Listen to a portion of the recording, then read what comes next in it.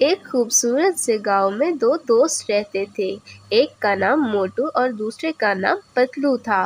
وہ دونوں دوست ہمیشہ ایک دوسرے کی مدد کرتے اور وہ دونوں ہمیشہ خوش بھی رہتے تھے۔ ایک دن موٹو بازار کی طرف گیا تو اس نے مزیدار سموسے دیکھے۔ موٹو کو سموسے بہت ہی پسند تھے پر اس کے پاس پیسے نہیں تھے خریدنے کے لیے، اس لیے اس نے دکاندار سے بغیر پیسوں کے سموسے مانگے، پر دکاندار نے منع کر دیا اور موٹو مایوس ہو کر گھر واپس آ گیا۔ دکاندار کے سموسے اچانک سے چوری ہو گئے اور وہ بہت پریشان ہو گیا تھا۔ صبح ہی صبح آ کر ان کے گھر کے باہر زور سے چلانے لگا، چور، موٹو چور ہے! سب گاؤں والے بھی جمع ہو گئے۔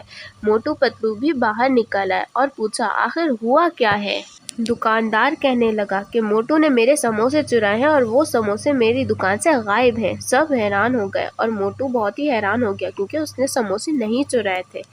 تھوڑی ہی دیر میں اس کا ایک اور دوست آیا اور اس نے آ کر بتایا کہ سموسے تو کسی اور نے اٹھائے ہیں، میں نے خود اپنی آنکھوں سے دیکھا ہے۔ یہ سن کر دکاندار بہت ہی شرمندہ ہوا اور موٹو پتلو سے معافی مانگی اور ان دونوں کو دعوت دی کہ وہ آئیں اور فری میں سموسے کھا سکتے ہیں۔